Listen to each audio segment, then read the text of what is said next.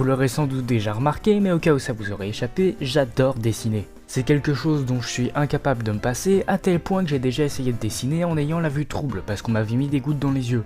Bon, par contre, faut pas rêver, j'ai fini par me résigner parce que c'est vraiment pas pratique. Souvent, quand on me parle de dessin, je pense au manga, parce que c'est le style dont je m'inspire et que j'adore ça. Mais en fait, je me suis rendu compte que plein de gens en avaient une toute autre vision. Et c'est bizarre parce que des fois, dans des conversations, j'ai l'impression de savoir de quoi la personne en face me parle, alors que non.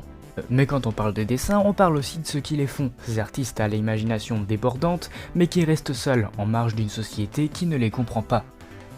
Oh, le cliché.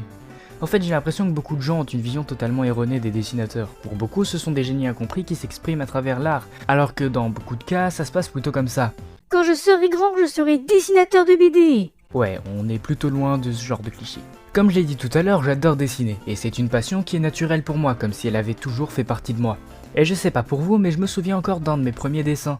Comme on peut s'y attendre, c'était un bonhomme bâton, dans un décor qui lui aussi était en bâton. D'ailleurs, j'ai l'impression que le bâton, c'est une forme de dessin universel, connu par tous les enfants du monde, même ceux qui ne se sont jamais connus. Juste parce que c'est la façon la plus simple de dessiner un humain, et peut-être aussi la plus propre. Parce que personnellement, quand j'ai commencé à essayer d'avoir mon propre style, c'était encore plus moche qu'avant. Mais heureusement, j'ai réussi à progresser, et des fois j'étais tellement sûr de moi que je ne voyais même pas les erreurs de base de mes dessins, comme les proportions dégueulasses et la longueur de ses corps.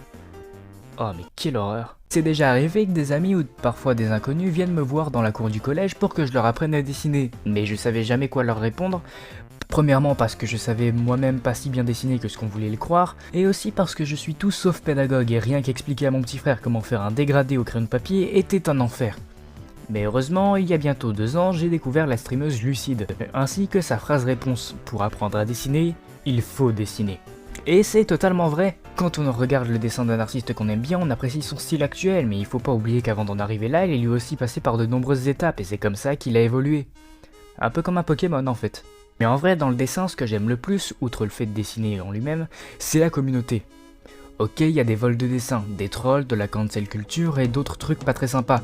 Mais il y a aussi tout un tas d'artistes qui peuvent t'aider à t'améliorer, en te donnant des petits conseils, quelques astuces par-ci par-là, et je trouve que c'est quand même beaucoup mieux d'apprendre grâce aux autres et de mieux progresser plutôt que de rester seul et stagner. Surtout que stagner en dessin, c'est la pire sensation qui soit, croyez-moi, je sais de quoi je parle. J'avais envie de faire une vidéo sur le dessin depuis un bon moment pour rendre hommage à cette passion que j'ai depuis toujours, alors je suis super content de l'avoir enfin fait.